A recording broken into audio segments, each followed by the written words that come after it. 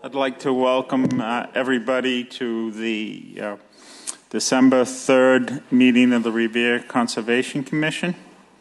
First item on the agenda is roll call. Member Joseph LaValle. Here. Member Vincent Camerata. Here. Member Ann Raponi. Here. Member James Serbone. Here.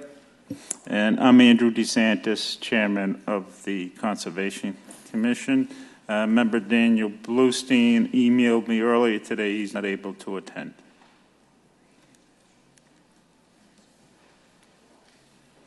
Next item on the agenda is approval of the minutes of November 5th, 2014. Do I have a motion to approve? I so move, Mr. Chairman. Second. All those in favor? Aye. Any opposed?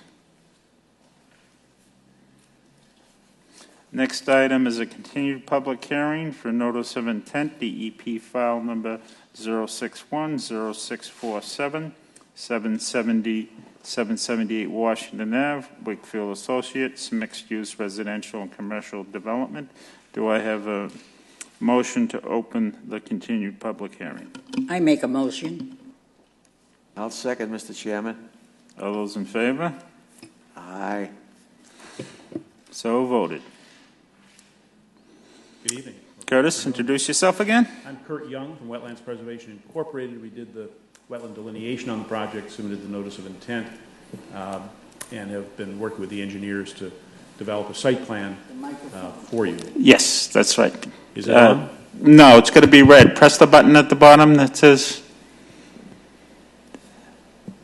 Yeah, I was having trouble with that too. I had a little red earlier, but it... Yeah, I had trouble turning it on. There it goes. Okay. They'll smash it. Huh? Speak into the mic, close to you. We did the wetland delineation on this site and have been working with the engineers to perfect the design, particularly in response to a comment that we got from...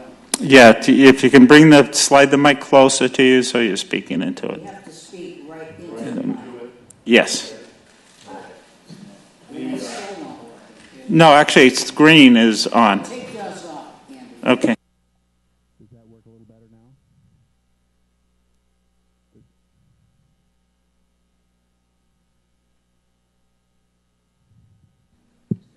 Does that work? That sounds better to me.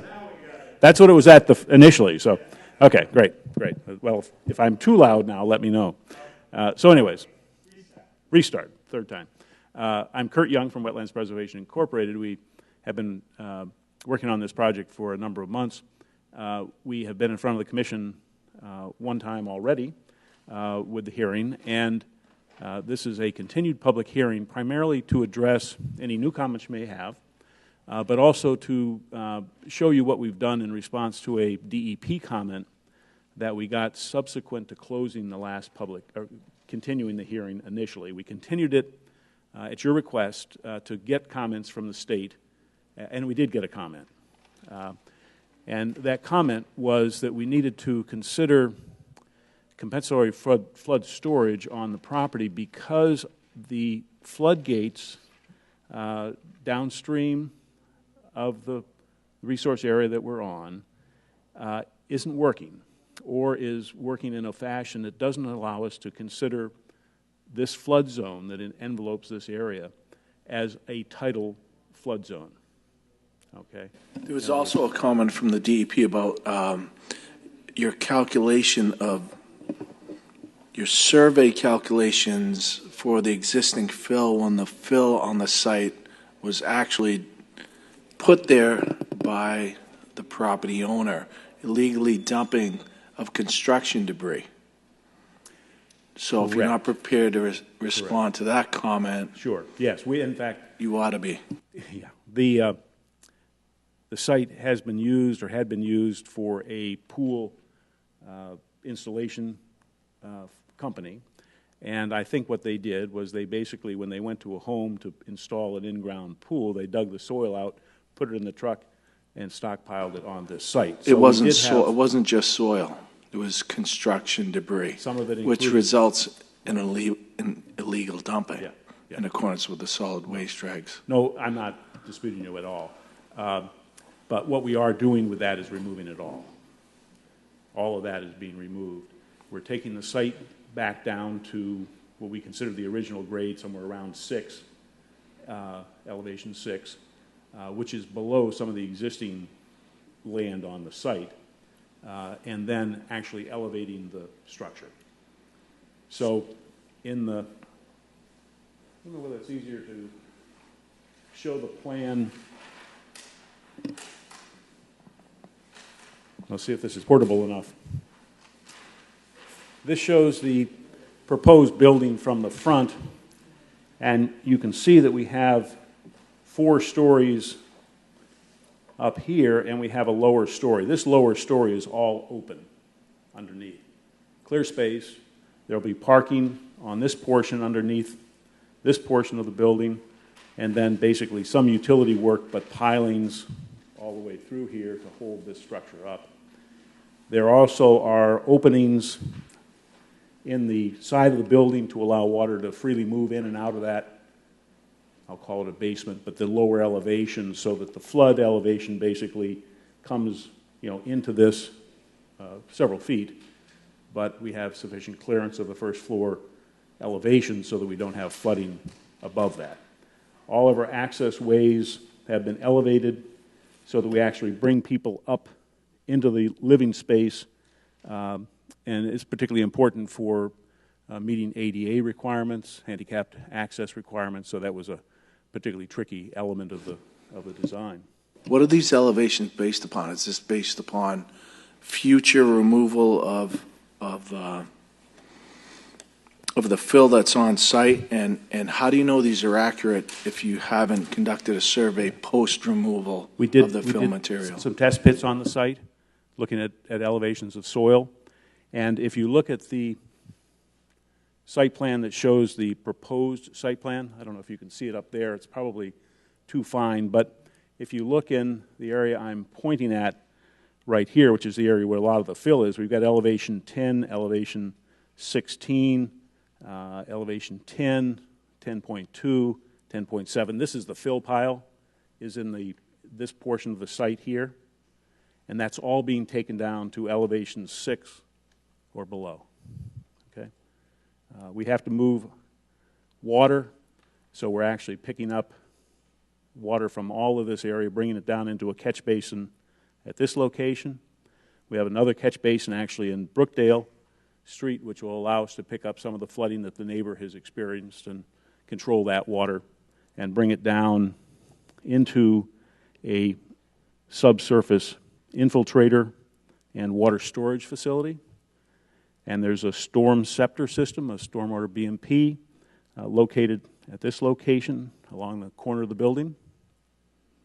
And there's an overflow control point exiting that subsurface storage facility, and then it goes into the town drain system and eventually out into Town Line Brook. Okay. Yes.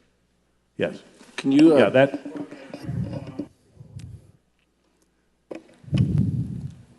Are you going to accomplish whatever is in this catalog here? Yes. What specific document are you looking at? Well, what you were talking about, Yeah. the storm scepter and everything that we have here. Correct. It's all in here. It's all in there. All right, the material thank that you. we gave you, and it's all in this site plan. And as I mentioned to you, we have the specific question with regard to compensatory flood storage. We have existing buildings on the site which we can take credit for. However, and we're taking a lot of fill off the site, but we're not taking credit for that.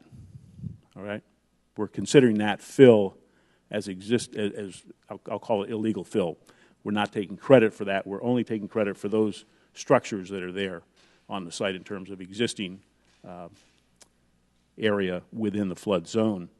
But we've given you calculations which indicate the flood zone alteration and the flood zone compensation that we're providing, and we do it on a foot-by-foot basis. In other words, for every foot of elevation, you have to balance the alteration with compensation. And you can see we have an impact between elevations 6 and 7 of 380 cubic feet. And if you look at the column to the right, the compensation for that is 7,480 cubic feet. So a pretty good ratio, about at least more than 20 to 1. Similarly, between 7 and 8, we've got 1,272 cubic feet of impact and 7,106 cubic feet of compensation. If you look at the columns below that set of calculations, you'll see that those impacts are related to foundation columns, walls, walkways and ramps, retaining walls, dumpster pad, structures like that. So we've looked at all of those fixed structures, figured what the impact is, and made sure that our compensation is greater than that. So in accordance with the DP stormwater standards, it's a redevelopment project. Where in the NOI does it demonstrate that you've met the DEP stormwater standards to the maximum extent practicable and improved existing conditions? Demonstrate where you've improved the existing conditions. We have provided that information in the stormwater reports that we've given you, both in the drainage design and the stormwater reports. We've provided you Can you summarize that, please? Sure. Summarize a 3/4 of an inch of paper, but we have, with regard to stormwater treatment, we have additional responsibility for impervious area. So our stormwater system stores water in that infiltrator system, the subsurface system that shows. So that allows us to balance the pre and post out. Similarly, with that structure as well as the storm scepter and the catch basins, we've taken care of the TSS removal requirements. Probably will, because we're collecting all of the water off the site, we'll be enhancing that substantially from what it is today. The worksheets, et cetera, that really summarize that are provided in the document. I think it would be ambitious of me to try to summarize in any sort of further detail, but basically we're talking about a catch basin system that is intended to catch both the off-site water and flooding problem that's on the street adjacent to us and all the impervious areas on the site. And you have correspondence through the city engineer that the existing stormwater system can handle the additional flow from the storm scepters. That's correct. That's correct. We have had an approval, and I'm going to misstate the terms, but I sent to the chairman a copy of the town's or the city's review of the site development plan last week, I believe. Members should have that. I provided that in the package that I sent out, the site plan review comments. You do have it.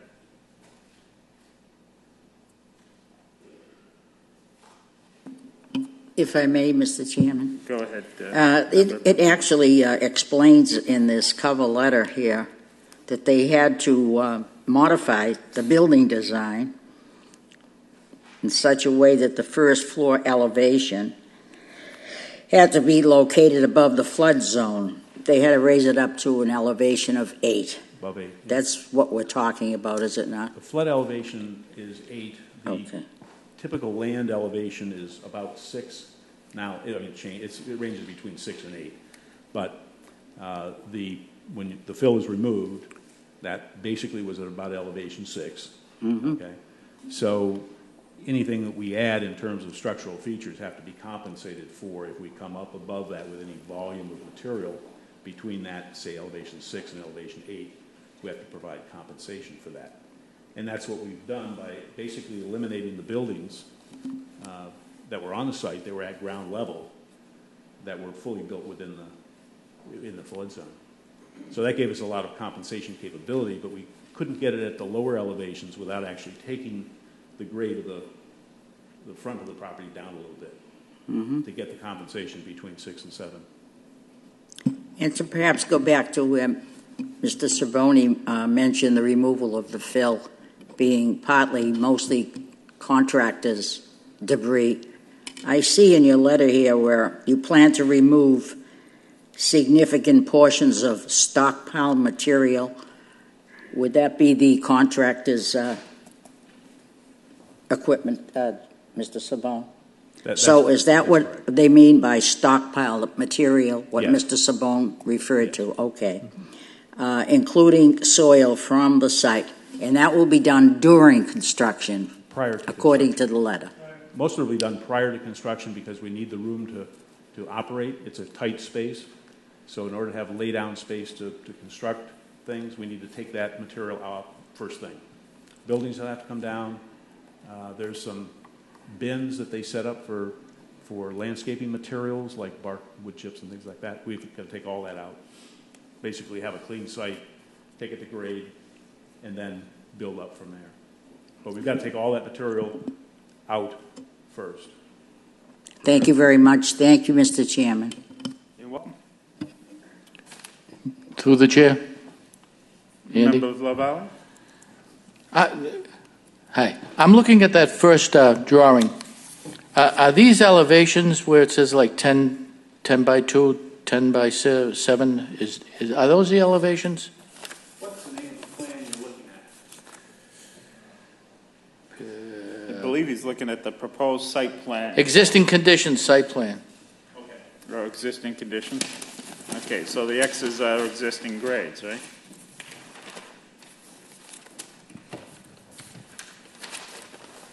So those spot elevations that you see, which are indicated generally by 11.0 is 11XO, okay, is 11 feet. Yes. 11x1 would be 11.1. And the elevation is actually taken where the X is, so that gives you the location of that sample of elevation. So you can see, probably the highest one I see is 16 Yep. right there. Yeah, and there's a 17 next to it. Now, my question is, Yeah. now I'm looking at the elevations of the Brookdale Street, which is a paper street, correct? Is it paved? Yeah. All right, It is. and the elevations there are 5.3, 5.1, 5.1, Correct. going towards the back of the property? That's correct. If I'm not mistaken, I think you mentioned 6 as the level of the property after. So you're going to be just a little bit higher than the street, is a foot higher? It'll be about a foot higher than the street. That catch basin is, the catch basin is lower in the ground and low enough so we can actually pick up the runoff that comes down Brookdale. All right? And that was the intent of that, was to pick up the flood flows that came down Brookdale and allow that to come back through our treatment system. So that's what that, on the proposed condition plan, we reiterate those spot elevations. And that catch basin in Brookdale is right there. The existing house is sort of an elongated house, but it's basically stands in this area, and this is just a little behind his paved area and a little above the highest elevation he's seen it flood. At the site walk, he indicated, the neighbor indicated where the flood had come to in his experience.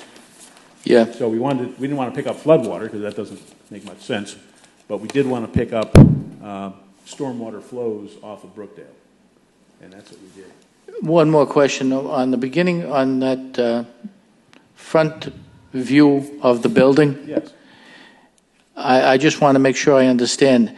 You mentioned that the whole first floor is basically open. Is open, correct. Am I assuming that that first floor's elevation is the same as the ground? I mean, is it just so you walk straight? Yes, in fact, Doesn't pitch down or in? on this end, you can drive right in because we'll be parking 2 cars deep on 4 slots under this portion of it right here. And that shows in the building that we have, you'll notice it says 6 parking Well, they changed it to 6 from 8, sorry. But 6 garage parking spaces. So this whole area right here, about a third of the building, we'll park under. Okay. And the elevation, that corner of the building, what would that be? On the left-hand side or on the front of the building?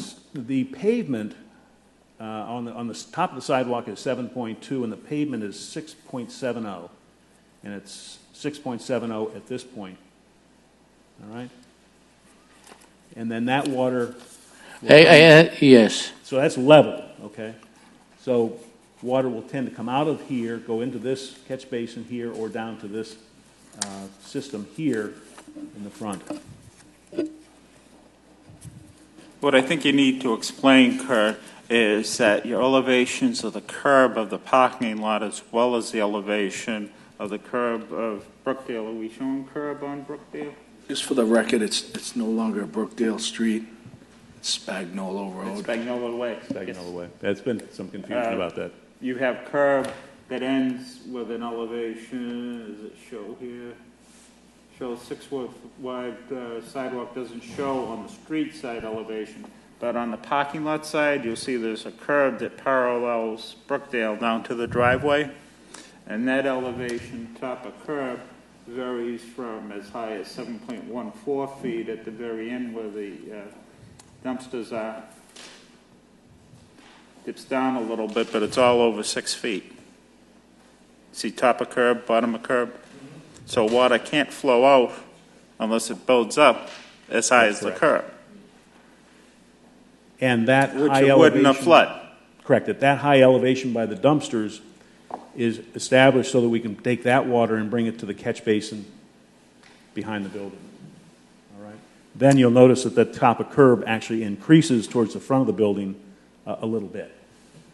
When you say it's open under the first floor, I'm reading this that you'll have a slab at 670 and then you have a finished floor of 10.2. So it's like a crawl space, 3.5-foot crawl space. A little taller than that, yeah. Enough to get a car in, get out. I don't think Well, be able to park, but I'm saying underneath your finished floor, when I see finished floor at 10.2 and I see floor of the garage at 6.7, I'm assuming that your crawl space at the flood vents yes. enter is Right. about 3.5 feet. Yeah. And you'll notice also that there are flow-through flood vents, those are the terms, located at several locations around the side and the back of the building as well. So this is all open. There's no garage doors here. And there's no doors between the rest of the subfloor area of the building and the parking garage. So water can come, right through, flood from all different directions. Okay. Member Simone? Yeah, so based on the plan, the proposed site plan, it appears that there is no sewer manhole, sewer line that runs through Spagnolo Road. Is that correct? That's correct. We were not able to find one. We searched for one. We were not able to find the sewer manhole, even though they're indicated on the plan. So what we've done is we've taken the sewer line and run it out in a forced main, and then it'll go back up Washington Street to a gravity feed system. And then the proposed catch basin in front of the resident's property that he requested will discharge to your force main ultimately. I missed you there. The sewer line. You have a catch basin number 1. Where does that discharge? Goes right into the drain system, comes into the subsurface retention area and infiltration area, and then it discharges to the 36-inch RCP in the front of the unit in Washington Avenue.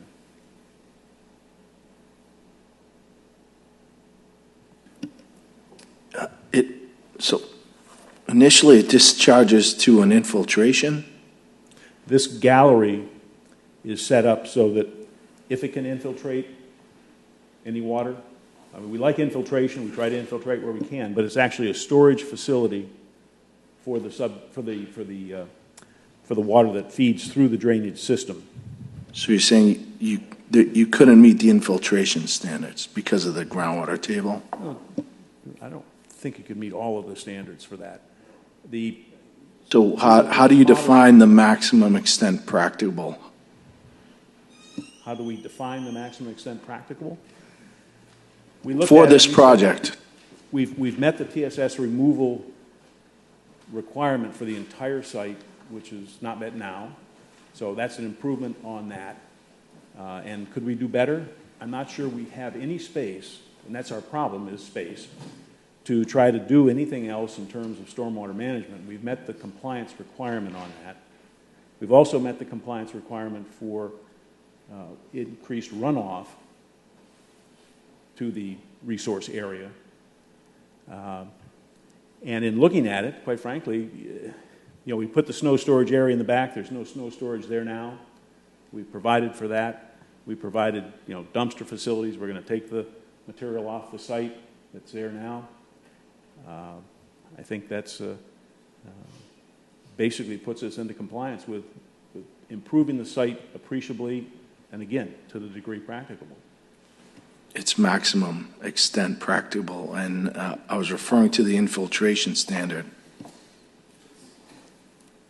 Paul, do you want to mention that? Paul Finocchio, PGF and Associates. I'm also working with Jack Sullivan, who was the engineer on this project. Basically, the infiltration system works as normal storms through a 1-year, 2-year, 5-year, 10-year event. That water, presently right now, just sits on the site.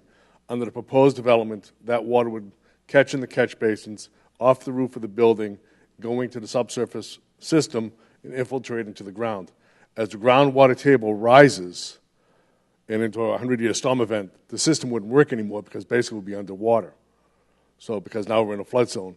But on this site, this system works to handle most storm events, and there's no net increase from the site presently now as it will be after it's developed.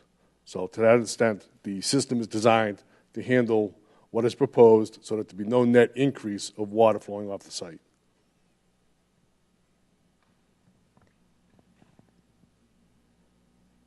Thank you. Anything further? Yeah, Member Camerata? landscaping in the parking lot. Could you give us a little breakdown of what's going to happen to the landscaping and the parking lot? We have some green space allocated,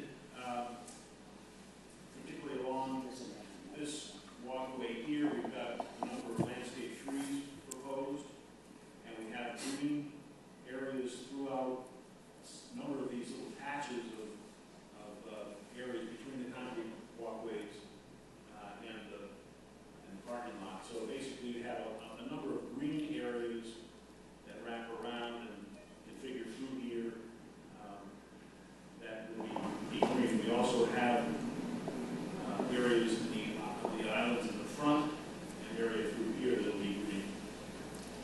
You also mentioned about lighting. Could you just break down on the lighting at the parking lots?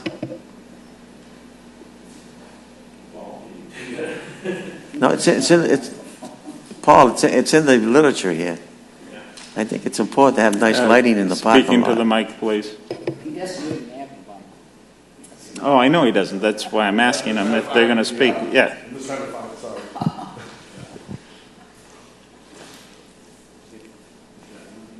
We have basically be lighting at the entranceways, near the parking areas, and also lighting in the back, and then there'll also be some lighting on the buildings too at the entranceways.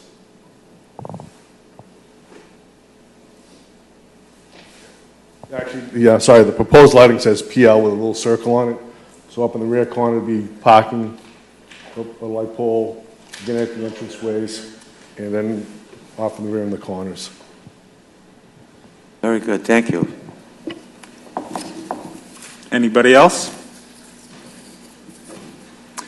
Is any provision being made to require the tenants to move their cars in the event of an impending storm event that's likely to flood the site. Obviously, it's to everybody's advantage to have a system for notifications and removal of the automobiles. I think that was one of our concerns with lowering the grade of the facility, was we had to accommodate that. So yeah, there'll be a system set up so that those can be removed and taken to higher ground.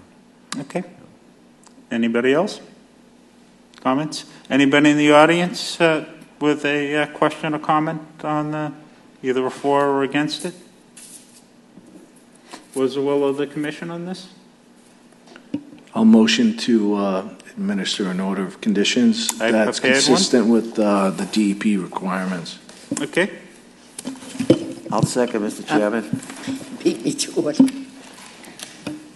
Mr. Chairman, Yes, sir. I noticed that the parking lot it says bituminous concrete. Yes. Is that, are we all right with that?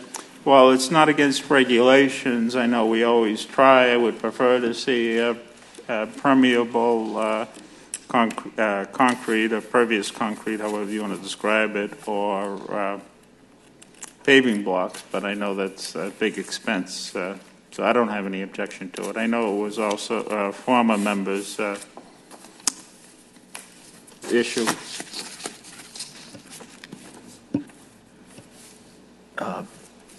Yeah, I don't think that's a requirement. No, it's certainly not a requirement. As long as they've met their infiltration standards. Yeah, as long as it's swept a couple of times a year.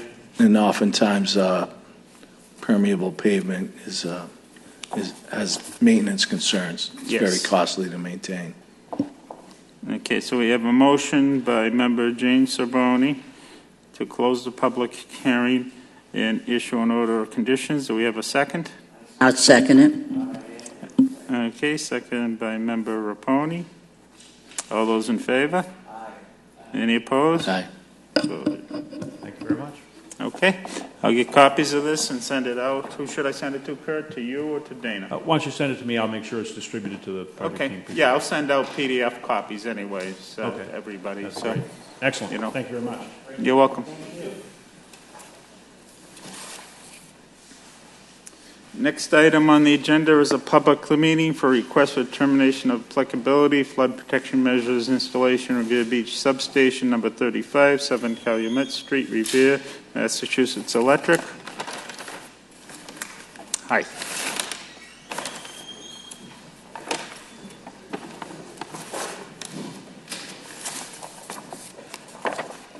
Hello, my name is Ingeborg Hegeman. I'm with Yeah, that's on. Okay, speak into the microphone. So. My name is Ingeborg Hegeman. I'm with BSC Group, and I'm here to represent the project.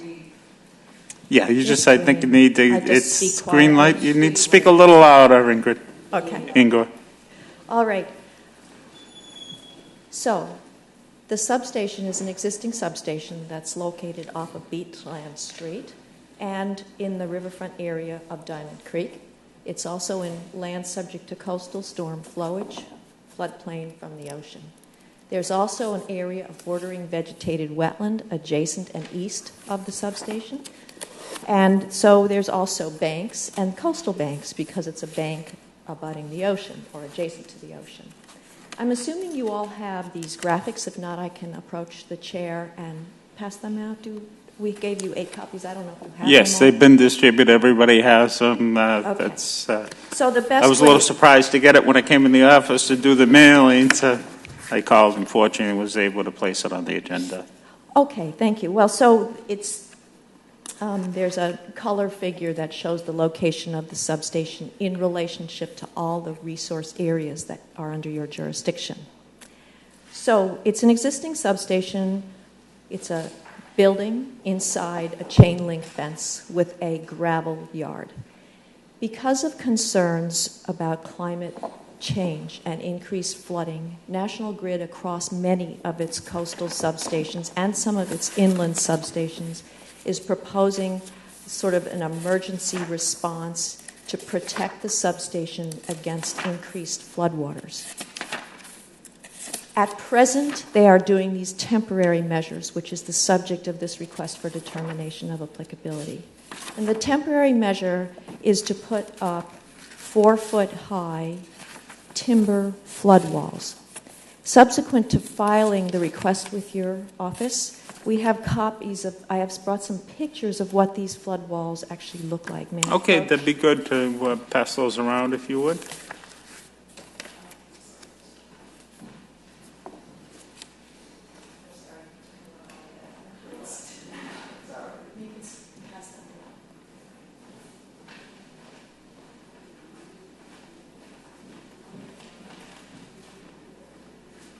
The elevation that National Grid has chosen for the height of the flood walls is 4 feet higher than existing grade.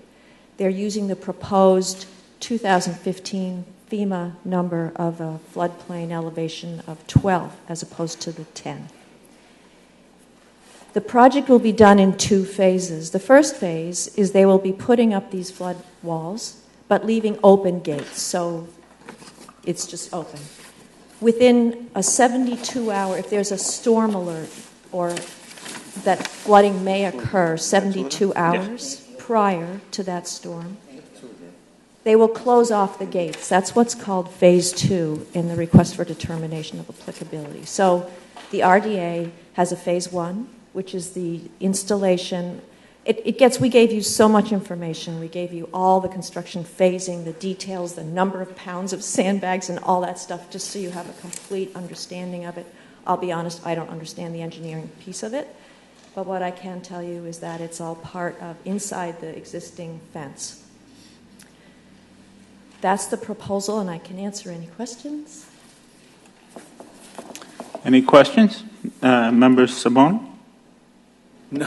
No, actually, I feel this is extremely thorough for an RDA application, and being that everything is within the existing fence, I motion for a negative determination unless anyone else on the commission has any further questions.